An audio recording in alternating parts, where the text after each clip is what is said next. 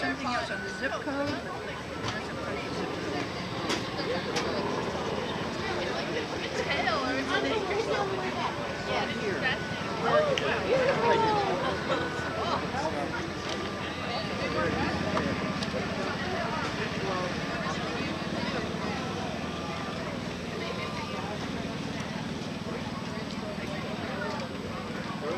Oh, you get a free gift for joining Clearwater today. Yeah.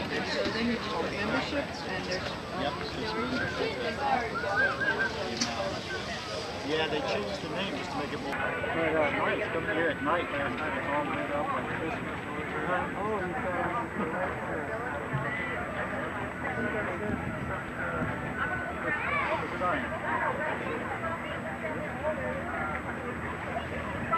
Then if you drove down for a month,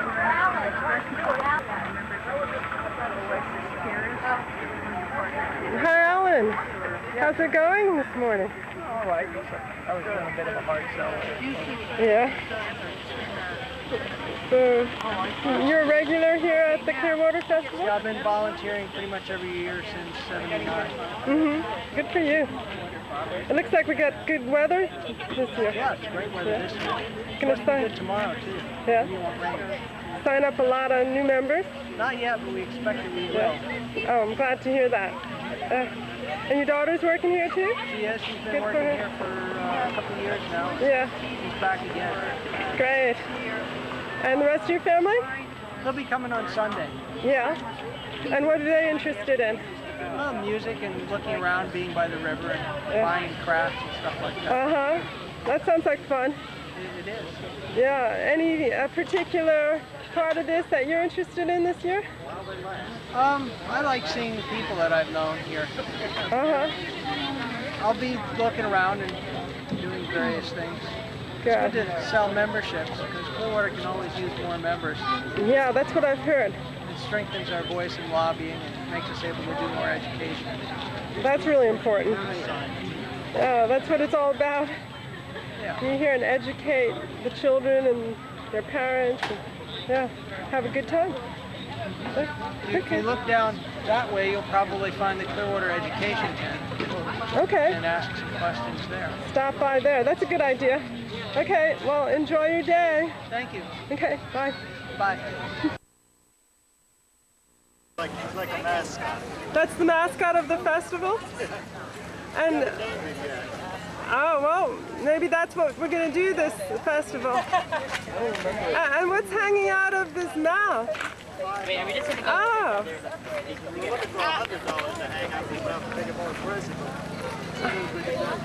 Well, that's a good idea. I like that. Feeding the fish $5 bills. It's all for Clearwater. This is strictly for donations. Yeah. Excellent. And what are you two doing? Membership. Great. Well, we always need more members for New Clearwater. members and renewals. Yeah, terrific. And we're also signing Clearwater Pioneer Sale. Oh, well, that sounds like fun. And we have some nice premium gifts for people that sign up there. Uh-huh. Oh, that's terrific. And our other connection is the kayak, but even though it's across the street there, we're donating a rafting off of it. I'm not sure. Yeah. What's going on with the kayak? Oh, excuse me, that's... What's happening with the kayak? What kind is it? The kayak? Yes. Yeah. I don't know too much about it. It was Oh, it's brought in last night. uh-huh. Last year we also had one as a prize, and It's really beautiful. donated by the same place. Oh, how wonderful. That's in Valley. We do good business over there. Had it just moved to Beacon recently. Now, what is the drawing about? Oh, you buy a ticket? I see. And it's a donation to Clearwater? One for $5, three for $10. And then you Donation got to Clearwater, and the boat itself was donated. So that's oh, isn't that fabulous?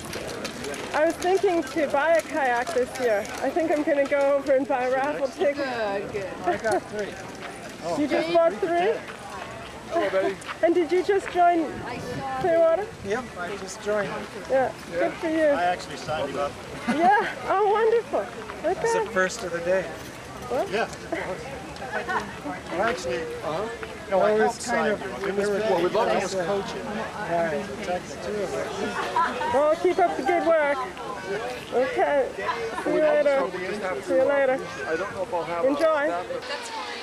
I think that's in case we get crazy. I don't know. I'm just always...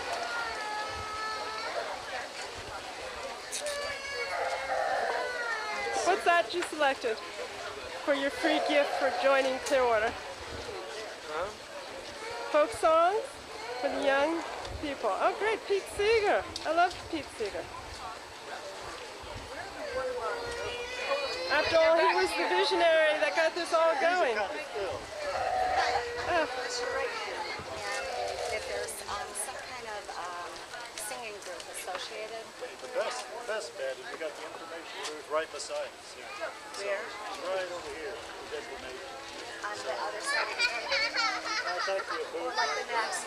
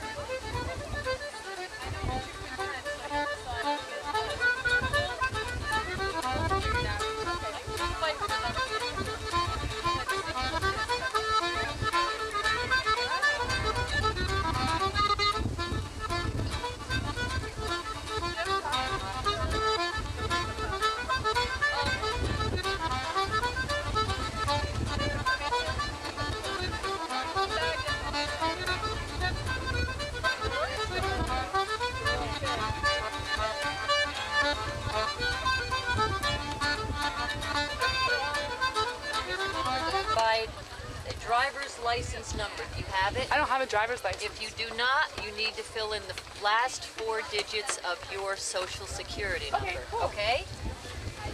And then the choice of party. Number 8, you do not fill in. The race or ethnic group, leave blank.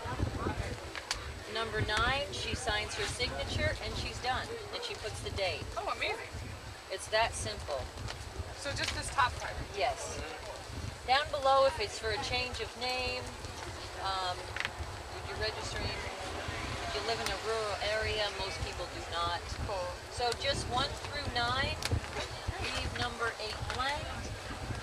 And that's how easy it is for federal, okay? Cool, thanks. And the ID number is just that's the social security number one? Yes. Yeah. And then you'll see there's completed state forms and completed federal forms. Okay? Just slip them in there. Good to go.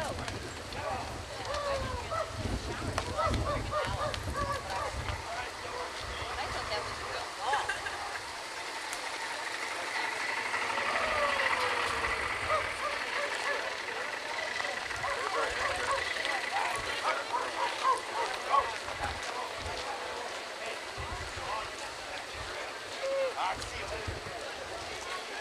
Yes, you got a dog too.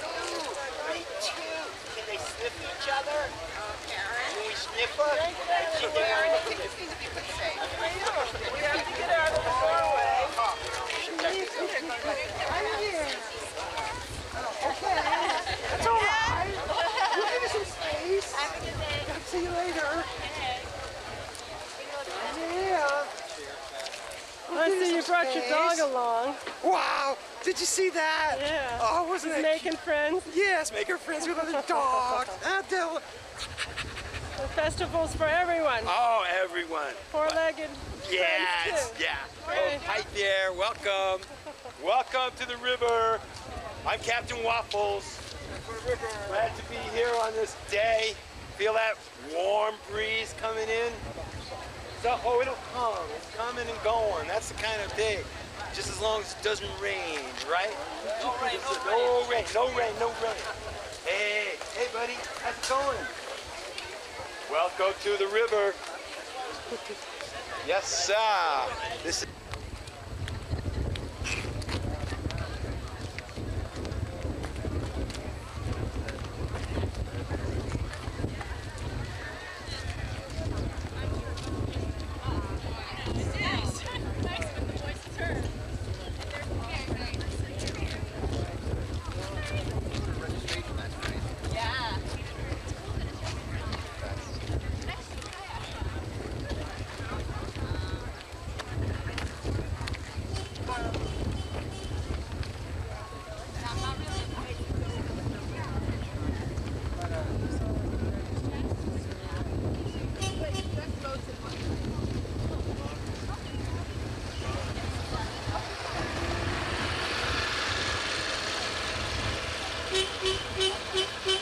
All right, so on the count of 3, I'm going to ask you, I'm going to say hi, Gina, right? Okay. And then But say, do you want to ask me something Yeah. to get me going? what should I say? How are you volunteering? Is that Oh, right? yeah, right, And then okay. you say- okay. Hey, 1, 2, 3. Oh, good. I really do love this festival. I do too. Oh, it's, yeah. and I've been the doing best. this for maybe 15 years already. Sign painting. They're wonderful. Yeah, thanks. Yeah. But they're all They wonderful. could become like posters. They're all wonderful.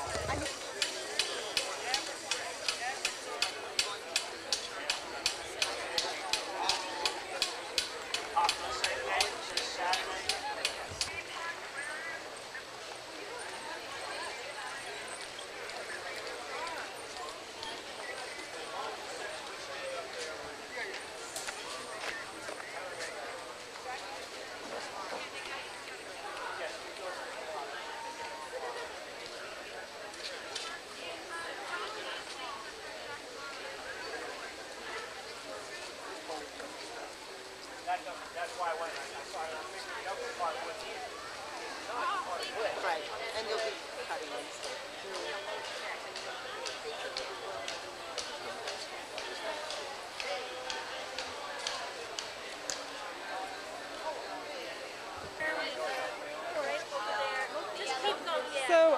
tell me about the recycling and how that got going. Recycling's always been a part of the festival, and there's a ever since I've been coming to the festival, which is a long time now, all of the trash has always been separated. There's always been 3 bins, and there's a crew of volunteers called, well, it's now called the recycling team. They used to be called the litter pickers, and they go in and they make sure that everything's separated properly. They actually go into the trash to make sure the recyclables are only recyclables so that they can be handled properly. And Pete Seeger, when he used to do volunteer work for the festival, now he just performs sometimes, he always would work with that crew because he said that was the elite crew of the festival. He thought that was the most important thing that was going on here. That's interesting. Pete Seeger. Yeah, he was really such a guiding light. Yes. And I mean, just because of his vision and what he did, the river's so much cleaner than it used to be. It really is. You can swim in New York City. Can you? Yeah, you can go in the water even as far south as New York. The fish are coming back. I know they're kayaking. Yeah. And they're swimming too. There are a couple of places I know where there aren't many places where you have access to swim in New York. Yeah. But it's clean enough to do that. And every year there's actually a race along in the Hudson River from I think one of the marinas to another marina down by Battery Park. And never thought of doing that 20 years ago. That's amazing. So this really, his vision and taking action in the form of Clearwater, the educational sailing sloop. Yep. Yeah, and a lot of this festival is education. A lot of the festival is education too. It's not just about the music, it's about learning about the environment, learning what you can do. Not just learning what the problem is, but learning what you can do to help improve on what we've got and how to change things to make it better. That's so important. Yeah, it's vital. And this year there's a kind of a special emphasis on the green renewable movement. I think this is the first year that every single stage is powered by the sun. Oh wow, that's significant. So, I know really there were a lot of stages powered by the sun before, but this year we were painting signs for every stage that say thanks to the sun and to whatever company sponsored the solar panels for that particular stage. I see. So that was, and just painting those signs new every year this year tells me that that was a new thing for this year. Well, I'm going to look for those signs and those solar panels. Yeah. Well, thanks for the information. Well, you're welcome. Always a pleasure. Bye-bye. Bye. Or they might have just had that. And they made it up. I can. Did you see it? No. Come on.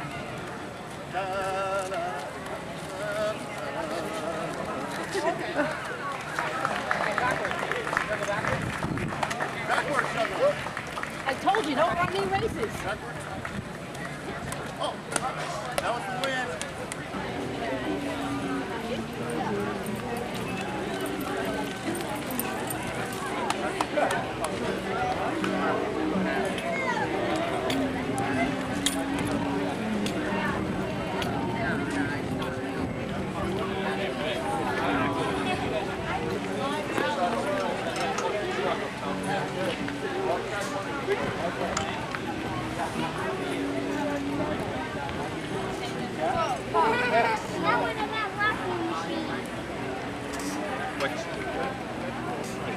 Remember, when you drive,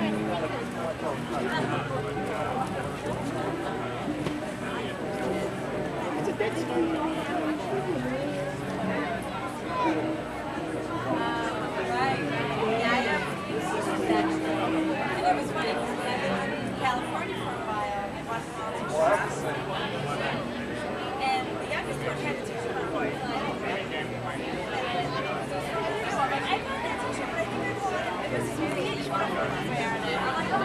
flashback, yeah.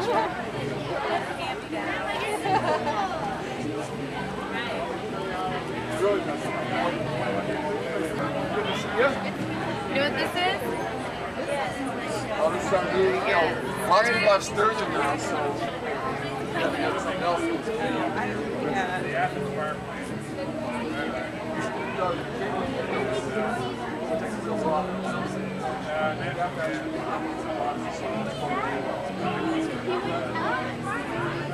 A lot of nasty salts.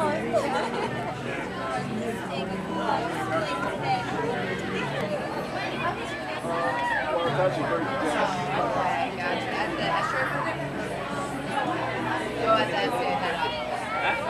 Oh, I was out there. I was out there with scissors and chisels.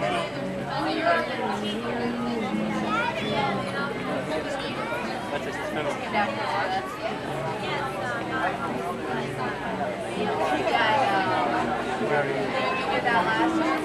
Yeah, this is the one that we saw over there at the zoo of the National Zoo.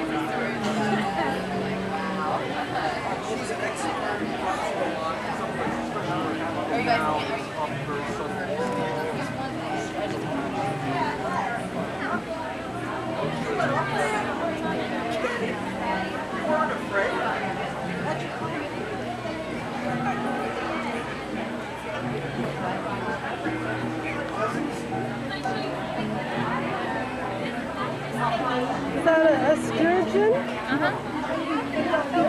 You found that in the Hudson? Yeah. Were you on the Clearwater when that happened? What? Were you on the Clearwater when you discovered that? No, not for this one.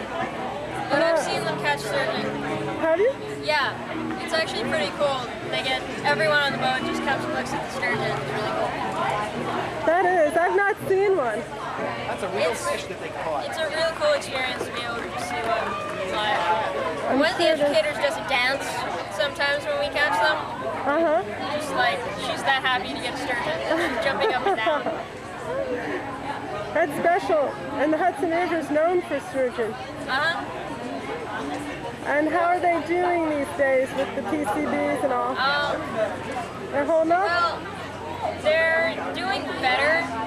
Good. There's actually the tent right next to us could tell you a lot more specific information. Okay. Thanks. You're welcome.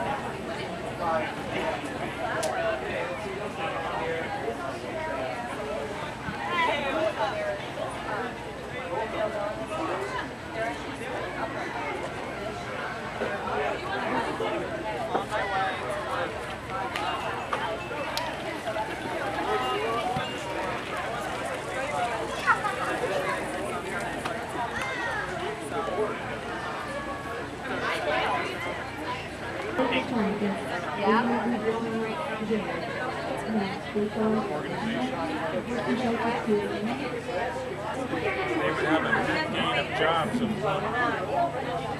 From the old plant, shutting down the new plant. So when they stand up and they actually stand up, it's all part of their documentation. People look at it.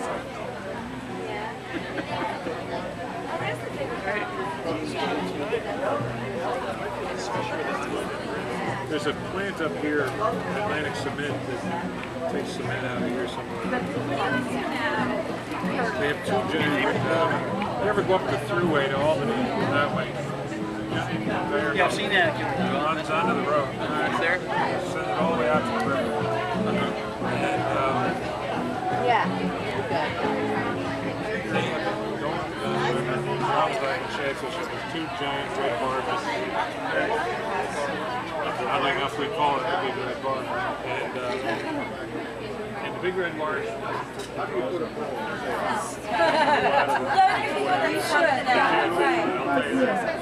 So you can turn it off a little bit, not get bored. Absolutely.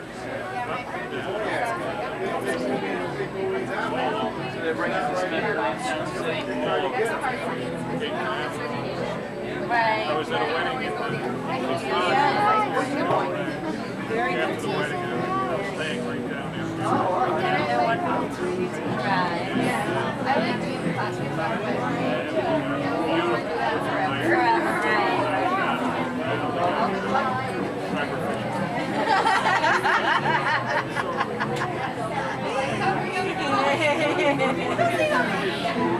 She spent the sickest year of her life building up her immunity. Oh, no, it was earlier than that. No. 69 is fine. Now it's process.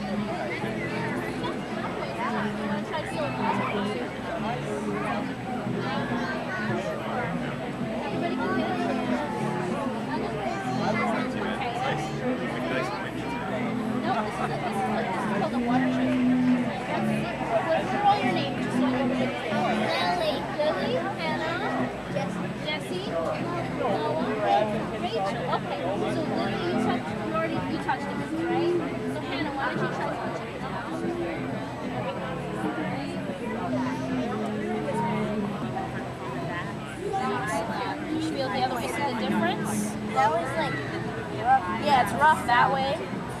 Noah, do you want to touch it? Noah through. Yeah, you see that? You know what? They think that it's the. They don't know it's not the bottom.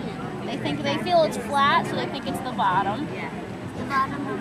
Of the like the bottom of the river. Rachel, do you want to try? Can you let her through? Let her try too. Right, you want to try feeling it this way first, and then try to feel it this way. See the difference? How it's a lot different. It feels rough, right? Feel it, Daddy, feel it.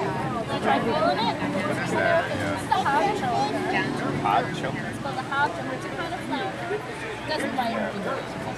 Fireworks in the night. They feel it.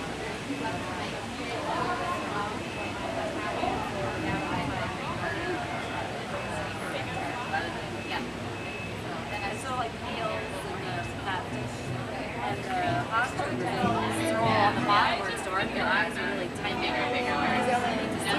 As opposed to like the perch, they have much bigger eyes. They're dolphins swimming out in the water. And are you familiar with like striped bass from the Hudson? They get to be about like 100 pounds. It's really big. There's a little one in there. That one. Is that big? Yeah, and there's another one in the back too. They have those horizontal stripes. There's one there and one in the back there.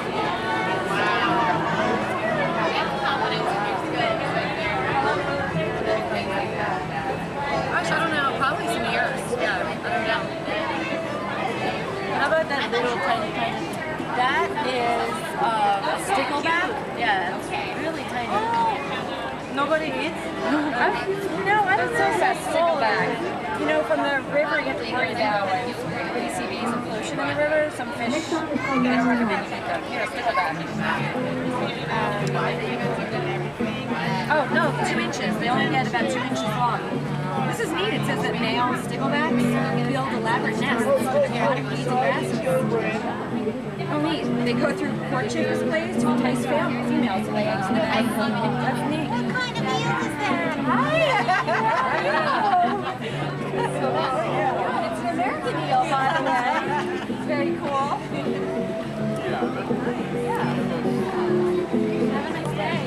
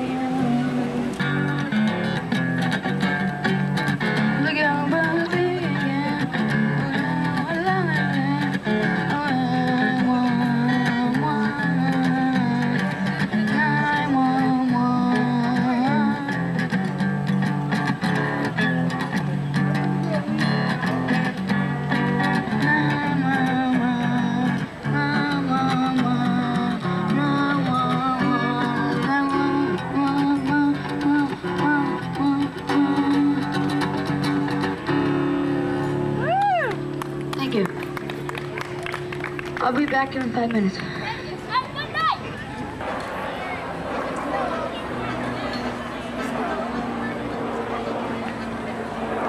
Don't worry, you can stay around because I'll be back soon. Hello. I think that was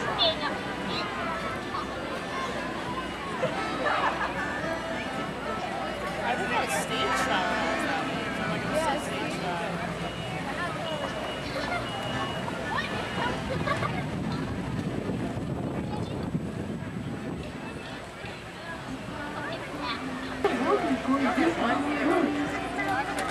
When every time you use the scissors, put it back on. So make cut 2 more that night. No, first cut 3. I'll get you started. You probably have to stand up to do it. Or spread your arm out. You can drop it on the ground.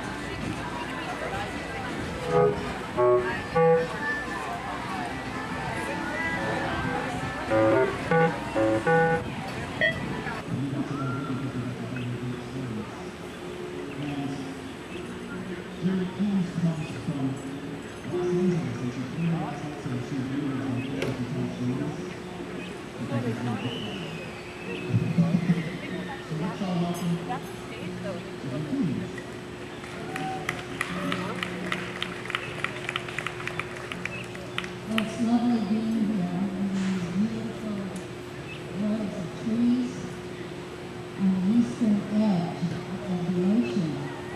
I live my home on the western edge, but I'm Navajo. I grew up in the Painted Desert region of Arizona, so this is where my roots are, where I grew up. I'm a member of the Street of Black Forest people. We call ourselves Tsinajin. We're also associated with the Bear Clan. I grew up with 9 brothers and sisters in northern Arizona. Till the end of the day. What's happening, sir?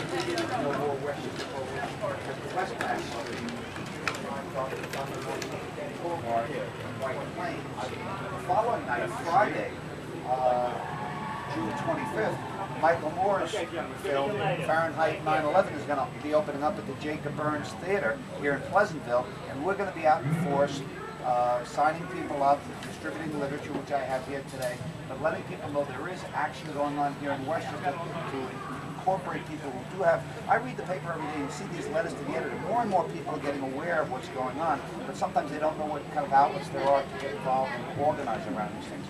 So we want to be letting the people in the Westchester communities know that there is an ongoing activist organization, No War Westchester, affiliated with the Westpac Foundation in White Plains.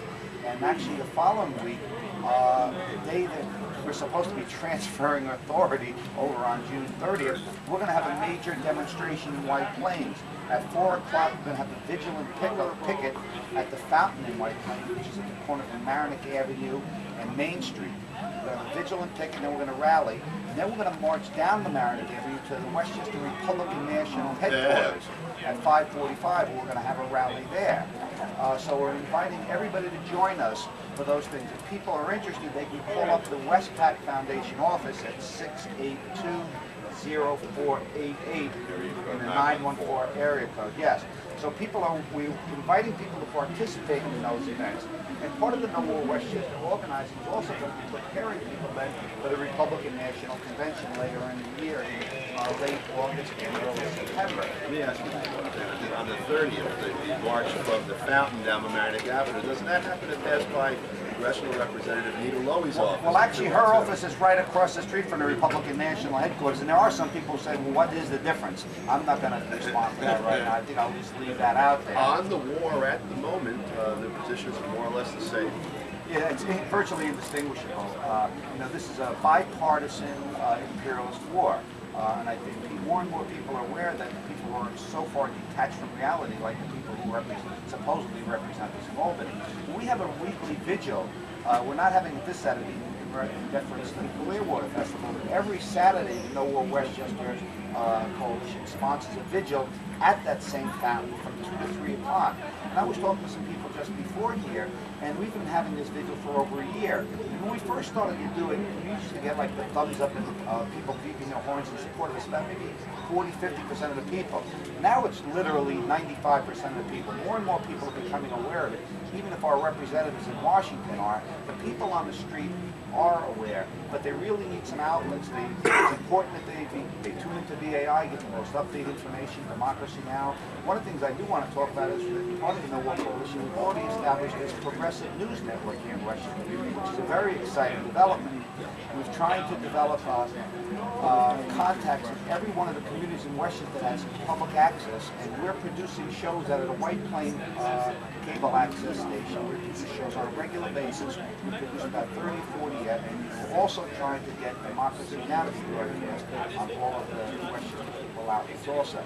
I think there's a fertile ground out there, but for the information, progressive news and analysis that we're offering, that what WBAI always offers people, you've got to really build up that base and let people know the great stuff that's going out there, the resistance movements that are growing by leaps and bounds every day. So we're here in Westchester, we're trying to do our bit also. We're trying to work in coalition with people from WBAI, other peace and justice organizations throughout the metropolitan area. We're going to be building towards that Republican National Convention. Actually, I'm going to be interviewing a staff person from United for Peace and Justice, who's up to PNN next week, and we'll be talking about the denial for this time of permits for the Republican National Convention, and this kind of overall message that's going out to the larger public, you know, to try to be fearful. Don't come down to New York City at that time. This is going to be bad news. Well, we're expecting, you know, hopefully a couple of million people to hit the streets that day. This is going to be the most probably important public demonstration in this country's history for people to show up there during that weekend. So we don't want people to be fearful of this continuing mixed messages that are being sent out by the corporate press. We don't want people to be fearful of that. And if they want to participate in Westchester organizing around that Republican National Convention, I'd encourage them to come to our next organizing meeting, which I was going to say is this Thursday, June 24th at 7 p.m. at the Westpac office. Now, Don, you also mentioned the USA Patriot Act. The USA Patriot Act is another victim, the people are victims of this war in Iraq. Shortly after the attacks of 9/11, 6 weeks thereafter, a 342-page bill was passed, which most legislators have admitted they haven't even read. Yeah. Well, I'll say something too that's interesting. In terms of being fearful, if you want to be fearful about something, read that. Exactly. Okay. Well, we have there's a Bill of Rights defense campaign. I'm on the board of the Westchester Civil Liberties Union. We have a Bill of Rights defense campaign, and we've already gotten resolutions passed challenging portions of the USA Patriot Act in the village of Greenburgh, in the city of Mount Vernon, my hometown. We're hopeful that something's going to happen very soon in Hastings. We brought it up in Austin. And Westchester County. It's in front of the Westchester County Board of Legislators. We've testified there a number of times. We've had a number of people there. We've been meeting with the legislation committee, and we're hopeful that the Westchester County Board of Legislators is going to go on and correct it also. There's a growing movement. People are more and more aware of what's going on, despite all the attempts by the corporate media to limit people's awareness of some of these issues. So we're working on a number of different levels, both getting on the street, organizing people in letter writing campaigns, organizing their local communities to pass resolutions against the USA Patriot Act. In Mount Vernon, my hometown, we were the only community, the only jurisdiction in New York State that passed a unanimous resolution against the U.S. invasion of Iraq. So I was very happy about my legislators in there. And let me just say briefly about during that campaign for the USA Patriot Act, they had I forget what his name is, but he's the head guy. He took over James Comey's job, which used to be held by, he was the chief guy for the Southern District. Kelly is his name, David Kelly, yeah. He came to the Mount Vernon City Council and tried to intimidate them because they were considering passing this resolution. And they basically, all five of them said, you know, it's nice to hear from you, David. There's the door. Now, this is our town. Our community wants this stuff. That's who we respond to. And he comes in with big guy dressed up, he was packing also, him and a couple other guys, but they really tried to intimidate the local council. But the council, under the leadership of Karen Watts, basically said, no, We're not going to have that. This is our community. We're representing what our people want. We got a lot of people from Mount Vernon come out repeatedly to do that, and they stood up. So I want to thank them, the Mount Vernon City Council for that. And I think that shows you what local activism can do. You know, it's just bottom up stuff. Yeah, That's right. and that's what we should be. You do this stuff every day in Ossining, Don. I mean, more and more people, I think, are becoming aware. That's how politics works. Soon be out has been doing it for years. Forever. Yeah, and we all know it's important that we have outlets like BAI that makes these opportunities available to us, these resources, to get the word out to the local communities, to know what we're all doing, so we can build coalitions, stronger coalitions, because ultimately, coalitions is the only way we have any successful politics in this country. You know, there are these coalitions of interests that sort of form after a while. When large numbers of people are basically getting screwed in one way or another, after a while they find out how much each of them finds out how much they have in common with the others, and sooner or later what has to be done becomes obvious. Well, I told a lot of people, I said, I think George Bush is going to be the best thing for democracy because he's going to be inspiring a lot of people to do work because things have gotten so bad, so fast, so many more people are realizing, you know, hopefully start making some of those connections that we haven't been able to make, especially across race lines, across class lines of people. You know, the ruling elites have always been able to divide us those ways, but it's important for people of good, you know, will to start making those connections because, you know, we don't have much more time because they've pushed the issue so far that we have to do those. It's a question of survival, like in Chomsky's book, you know, hegemony or survival.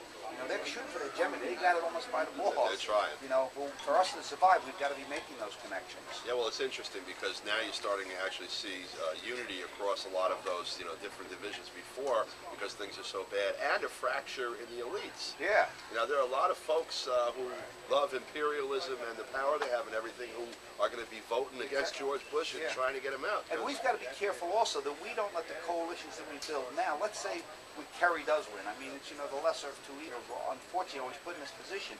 But the coalitions that we're working to develop now, that we don't see those torn asunder, and people say, oh, everything's okay because Kerry won. Because it's not going to be all that much difference. I mean, the institutional changes have to be made, and that's only going to be made structural here with us. And that's from the bottom up for us, working in our communities, making connections with each other, you know, the oppressed, how we all get, you know, make these connections. I'm a housing activist, you know that. Yes, yes. And a damn good one, by the way. Well, part of the stuff, you know, we're talking about, you know, with all, you know, to wage these wars, these adventurous wars all around the country, there's giant tax bases for the very wealthy. We've got to start, the money's got to come from somewhere. So where does the president propose cutting? He proposes cutting Section 8. Now, Westchester, we have a growing movement here in Westchester about that because that's one of the most effective programs. I mean, it's a public-private partnership that really, really works. But I've got a sign in my office from Newt Gingrich that says, a weak political constituency for the Department of Housing and Urban Development makes a prime candidate for cuts. I mean, back then, he was that brazen that he didn't even be quoted as saying that because that's the kind of attitude that these ruling elites take. Their strategy, exactly. their attitude, it's their strategy, their game well, plan. It's always their game plan, but you'd think they would be a little bit more coy about it, to keep it under, but they're that open about it. So I think this is bringing a lot of people together also, the Section 8 cuts, because people throughout Westchester are really, really getting organized on this, because the money to pay for these interventions and more. And what I do want to talk about, which I think is very, very important, we talk about all the deaths and destruction from what's going on in Iraq. A larger issue, is a big issue, is Order 39 of the Coalition Provisional Authority, which is basically privatizing all of Iraq. I mean, corporations now can privatize 100% of the resources there, and they can take those resources right out of the country. You know, we've heard of land grabs and things like that. We have a national grab, where we've grabbed the resources of Iraq. And the people, by the way, too. The people too, but I mean, virtually all of their resources have been privatized. You can just take that out. I mean, this is not only a physical attack, this is a legal attack on the very, you know, essence of independence and sovereignty in that country. Hey, in the language of my profession, it's an attack on their title to the land. Yes. I mean, it's really outrageous what's going on. And even though we don't hear about this stuff by and large in the corporate press, we rely on places like outlets like WBAI to give us this opportunity to talk about these issues. The stuff that's going on as far as the corporate takeover is so shameful, so outrageous. But as long as they can hide it under the things like, as bad as the Abu Ghraib stuff is, you know, we don't know the beginning of all of those things. But, you know, they sensationalize things, but in the interim, the Halliburtons and all these other major corporations just raping all the resources of Iraq. And by the way, of the American people, because the interesting angle also is this. They're taking our public resources, our huge treasury, they're bankrupting us so they can go steal from them and they get to keep it. It's one thing, the classic imperial model was that the ruling elites would marshal the resources of the imperial country and go out and maraud and bring stuff back, and then they would share it. They don't share it anymore. The oil prices are, you could pay $2.50 a gallon for gasoline after we stole the oil and gas from Iraq. It's outrageous, and it's, you know, the working class people who are getting hurt day in, day out. And people, I think, are starting to feel, usually when they start feeling in their pocketbooks, they start getting active. And that's what we've been seeing here. People start to realize there's something very wrong. They may not have the political understanding of all these things, but they know something's very, very wrong. They know they're being fined on a regular basis. And people, I think, just intuitively understand that. People, I think, are getting upset. They need resources. They need people to turn to. And that's why, you know, we live right in the corner here. No War Westchester and the Westpac Foundation. The Okerson's been a standout in Westchester County for years, doing a lot of stuff. You have Don, Sandiata. There's a lot of great people that are doing a lot of good work. But I think more and more of us have an opportunity now under this incredibly evil regime. You know, we talk about evil. I mean, the policies of this regime is as evil as you could imagine. Well, speaking of evil, let's go back to Mr. Sadiq, Brother Sandiata Sadiq, who is the, what are you, the outreach coordinator for the Hustling NAACP right now? Well, I'm the Veterans Coordinator, Legal Action, do prison work. Just let me say on the prison thing because and I want to thank Sister Dr. Mansour for helping me down in Miami Beach, Florida. What we did, we brought a resolution to support Mumia Abu Jamal. This is the first time in the history of the NAACP that we were going to bring a resolution making them support this brother in a substantial way. And when we got to Miami Beach, before we got to Miami Beach, they said that we could not bring the resolution to the floor because we had some financial difficulties. Just let me say, I don't know if this is by chance or what, our treasurer is a prison guard.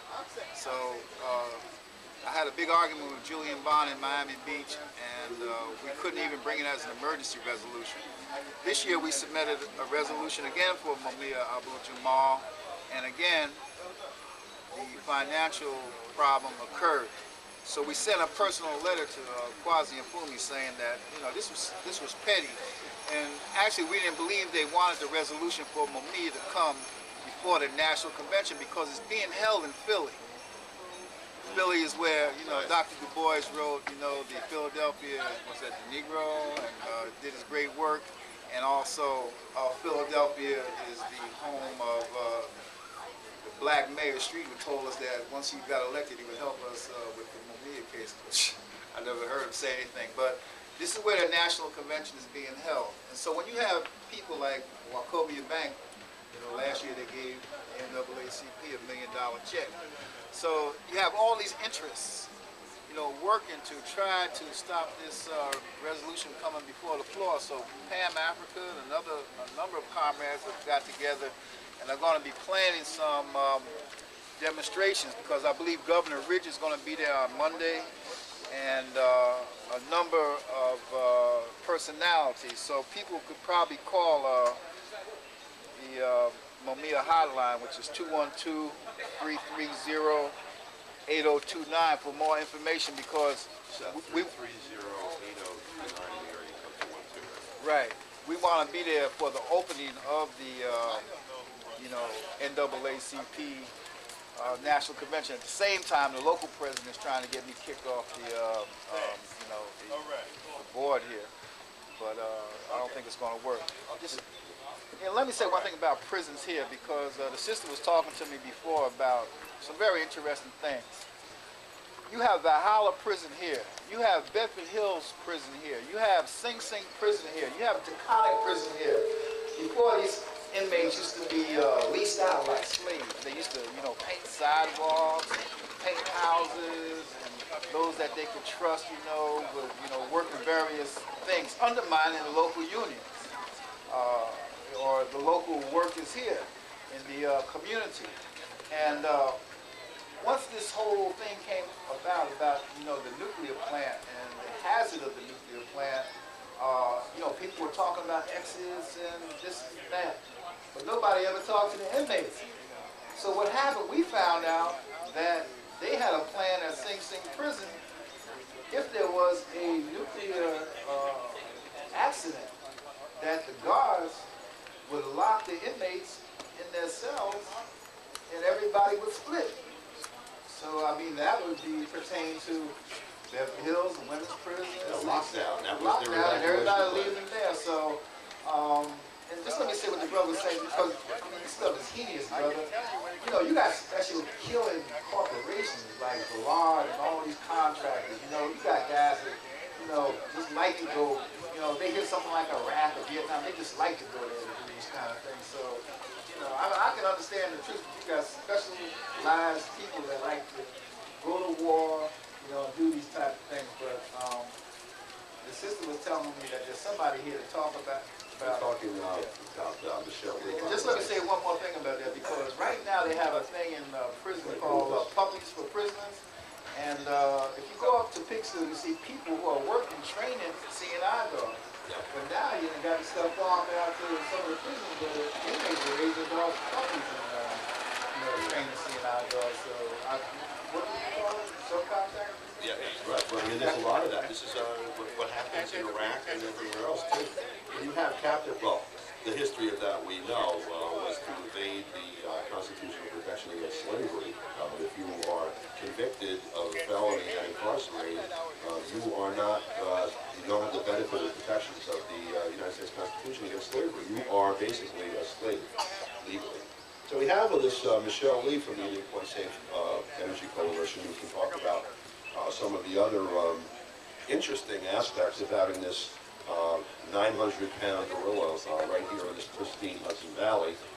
3 nuclear power plants, 1 retired, whatever that means, and 2 still operating. Lots of spent fuel and more being generated as we speak. Could probably hit a golf ball to the place from here. I wasn't worried about shattering the containment dome. Michelle, tell us about some of the things you're working with. Okay, well, I'm going to tell you a little bit of the coalition, because I think there's a lot of misconception about the issue. The coalition is a coalition of 70 organizations: public health, public interest, environmental, academic, that joined together after 9/11 to try to close this plant down. Most of the organizations that are part of the coalition are not anti-nuclear organizations. My organization, for instance, which is the Council on Intelligent Energy and Conservation Policy, had never taken before a stand against nuclear power. And the issue isn't even necessarily against nuclear power, it's against this plant, which the former head of state systems to the NRC called to have this plant built 35 miles from Midtown Manhattan, within 50 miles, 20 million people. Insane.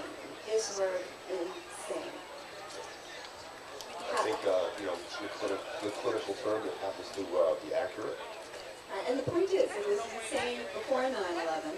How more insane is it now?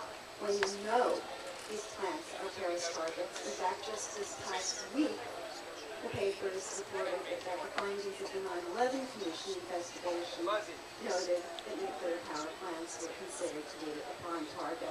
And we know New York was a prime target, and this is the nuclear power plant for New York. Indeed. In fact, the former head of CIA operations in Afghanistan, when asked in 2003 whether he considered Indian Point to be a terrorist target, said that he did not believe it was one of the top targets in the United States.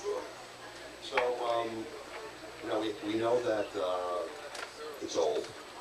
We know that you have things like an evacuation plan, like Brother Sadiq referred to, involving lockdown in prisoners. Now, he referred to a couple of prisons in the area, but within the 50-mile radius, we have Sing Sing, Bedford Correctional, Greenhaven, Downstate, Mattawan, what else in 50 miles? Aside from the county jails, we have Westchester Department, Dutchess, Rockland, Orange, and Ulster counties. I don't know, a prison population of some 30, 50, 60,000 in the 50-mile radius of lockout people. Go ahead. They got a subcontractor. I work for Con Ed, and I work at that. I took my truck out of the nuclear plant. I think it's Wachovia. And one night I came in, man, and these guys had so much firepower coming out of the woods. You know, so I don't know if they got like an anti-missile thing. I mean, they were all. These guys are nothing. So if you read the newspaper locally here, one guy shot another guy right there in the plant. Right. You know, maybe he wanted to national right quick. Getting back to the prison thing is that I'm talking about the ones that are right here where there was an accident. I remember one night we were on the sloop and the big blackout came. And we didn't know what happened. You know, something hit the plant. Everything in New York went out. So if there was this kind of terrorist attack or whatever, these inmates would be locked down and boom, everybody would be gone. That's exactly right. What you would have is the people who run the prisons fleeing very quickly. But what's even equally insane is it's not just the prisons, it's practically every major institution. What would happen to the hospitals, all the patients who are incapacitated, to people who cannot, in wheelchairs? People who run these hospitals are going to flee. When we had the first demonstration against the, not the first, but a big demonstration against the nuclear plant, me as a worker in Con Ed, we had got fired saying that Kinkos and communists and homosexuals were coming from San Francisco to try to get our jobs. You know, like they were important people. And some of the guys were so backwards, they believed it, and everybody went up to the, not everybody, but a lot of guys went up to the counter demonstration people. But that's the kind of stuff that the workers get. Well, there's so much PR activity that is designed to fool the public on that issue. Let me tell you about me. I'm a lifelong Republican. I was a trial lawyer for 20 years representing a lot of American corporations. I think it would be a little far-fetched to call me a hate. This is a major national security issue. This is not a partisan issue. It is an issue that affects anyone who has family in the region, anyone who wants to see the economic viability of the United States continue. You have to look at what the consequences of a major attack are, okay? Princeton University, a team of 8 different institutions led by Princeton University, did a study that they published last year. In the study, they went through ways that the vulnerable to terrorist attack, not protected, and namely the spent fuel pool is the Achilles heel of the plant.